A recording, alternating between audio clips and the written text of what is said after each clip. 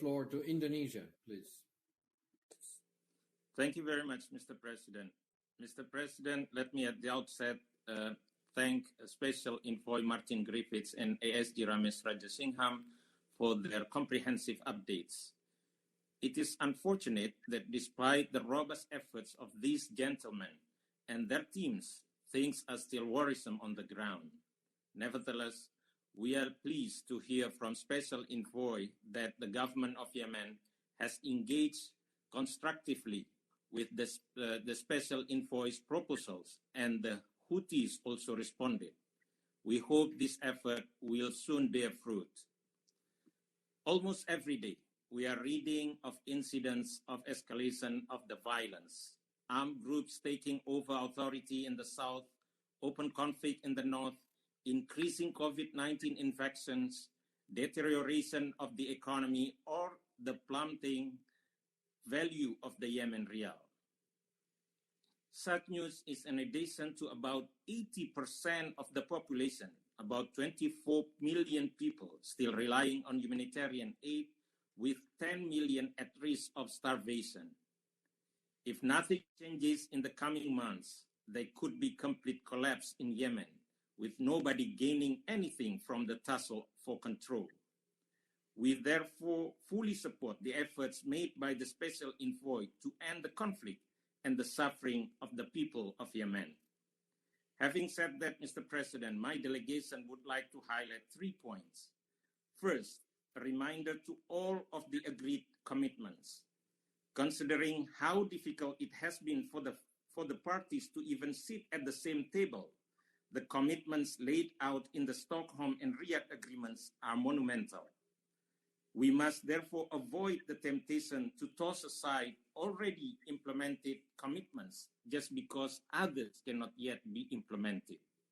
In our view, where there are contentious issues, the parties should focus on what can be implemented and work hard to make progress incrementally, as every step towards peace counts.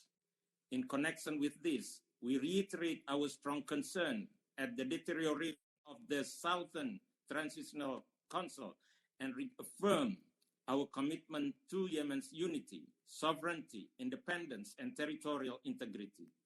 It is critical to expedite implementation of the Riyadh Agreement.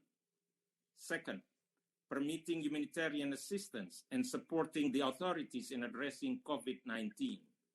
COVID-19 is a potent threat to Yemen, with the pandemic spreading fast and capable of being as deadly as the war itself. As mentioned by the ASG as of this morning, there were 72 confirmed cases, including 13 deaths from previously reported that Yemen only had confirmed 1 case. Sadly, with the healthcare system worn down by war, there is no capability in the country to respond.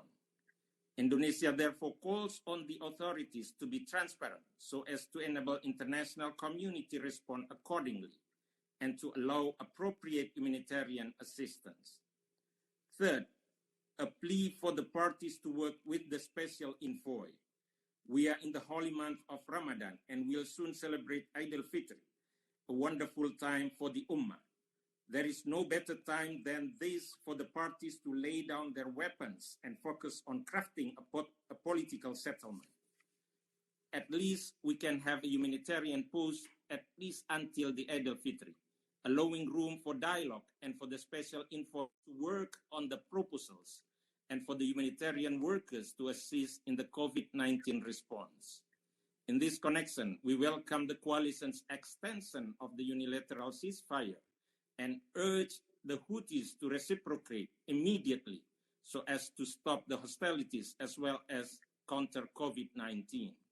Mr. President, we all hope for a miracle in Yemen, but this can only happen if all parties are committed to implementing the previous agreements and engage constructively with the Special Envoy to resume political process. I thank you very much, Mr. President. Thank you very much.